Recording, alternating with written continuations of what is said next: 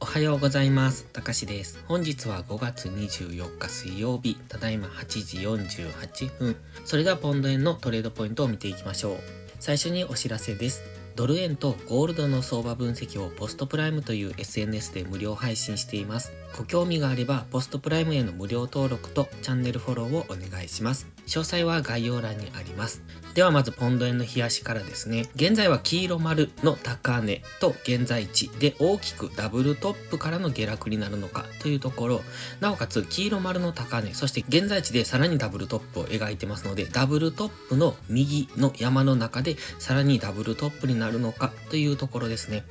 ただここから下落するとは限りませんが、直近の動きを見てますとこの高値圏で上げ止まっている感じにも見えますので、この辺りからのダブルトップでの下落、そして GMMA、日足の GMMA 付近までの下落になるのかなという、そんな印象も受けてきます。今はこの高値圏ですので、ここからまだ上昇する可能性もあるんですが、なかなか思うように抜けきらないというところで、一旦の下落は見ておくのがいいですね。ストキャスティクスは高値圏、こちらも今から買っていくのは優位性がないことがわかります。なおかつマックディがちょっと怪しい感じなんですよね。チャートとしてはここのところ上昇してきてましたが、マックディが微妙に下向きになってきて、ダイバージェンスっぽい動きになってきてますので、ここから冷やし単位での大きめの下落には警戒が必要です。ただし、買い足ではまだ上昇トレンドを崩してませんので、その買い足での上昇トレンドを崩すまでは基本的には押し目買いを考えておきたいんですが、やはり今冷やしのインジケーターを見てても、ここから大きく下落する可能性が出てきてますので、ここからまだ上昇する可能性はあったとしても、あまりその上昇っていうのはついていかない方がいいかもしれない。もしくはしっかり損切りを入れた上でついていくということが必要になってきますね。チャンネル登録してね。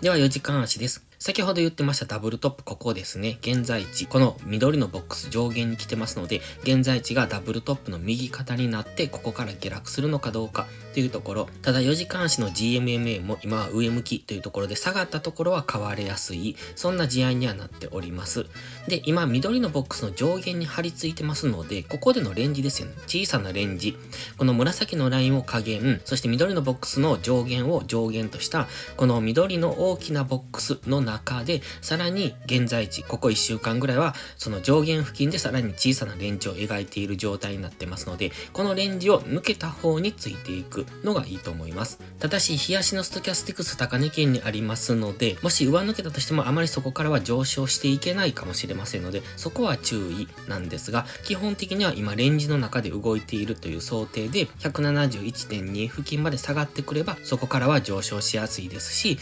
172.5 ぐらいまで上昇してくれば、そこからは下落しやすいっていうところを意識しておくのがいいですね。4時間足のマクディはダイバージェンスを起こしてますので、やはりここから一度大きめの下落が起こる可能性は考えておきたいんですが、下落したとしても基本的には上昇トレンド中ですので、どんどん下落していくというイメージではありませんので、そこは注意ですね。できれば上昇を狙っていくのであれば上がったところから売っていく。ただし、大きく下げてきたらそこがボトムになる可能性がありますので、次の上昇を見ておくのがいいと思います。では1時間足です。1時間足ではざっくりとですが白の平行チャンネルを描いてます。ちょっと上抜け下抜けもしてますが、この中で大体動いているという感じですね。なので今はこの平行チャンネルを意識して上がったところでは売りやすい、下がったところでは買いやすいというのを見ておくのがいいと思います。ただ先ほどから言ってますが、日足4時間足単位でそろそろ大きめの下落に入ってもおかしくない雰囲気が出てきてますので、現在地みたいな中途半端なところでここから上がるだろうと思って買ったりとか売ったりとかするのは優位性がありません。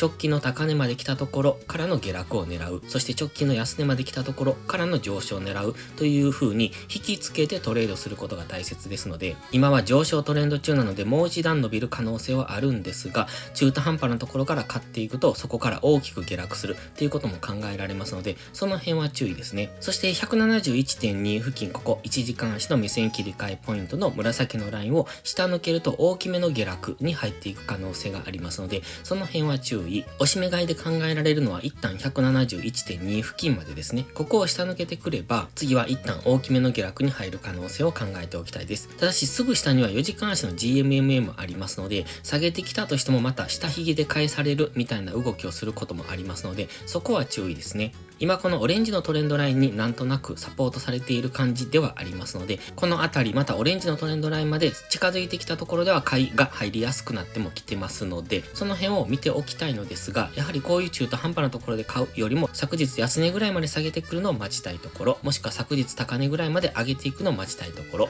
その辺まで引きつけてトレードするのが今は安全じゃないでしょうか。そして上昇トレンドではあるんですが、どちらかというと上位足は大きく下落しそうな雰囲気も出してますので、その辺に注意することが大切ですね。分かりにくいところではトレードしないに心がけないと、今は大きくどちらかに動く可能性があるので、その辺を頭の片隅に置いといてください。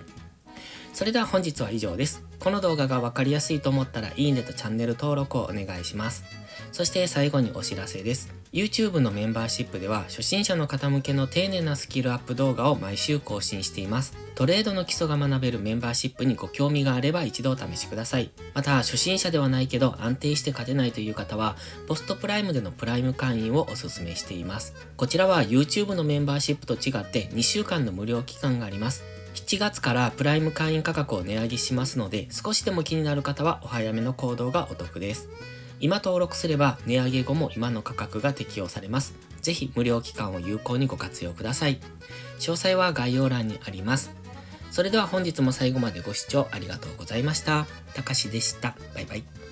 インジケーターの使い方解説ブログを書きました。GMMA、ストキャスティクス、MACD の使い方について詳しく書いてます。まずは一度目を通してみてください。きっとスキルアップのお役に立てると思います。インジケーターは何気なく表示させるのではなく、理解して使いこなすことが大切です。また、インジケーターを使ったエントリー手法のテキスト販売を始めました。こちらは初心者から中級者向けですが、初心者の方向けの初級編もご用意しています。勝つための聖杯なんてありません。だからこそ地味にコツコツとスキルを積み上げていくものです。このテキストはそんな方のお力になれると信じています。せっかく FX を始めたのですから、明るい未来を夢見て頑張りましょう。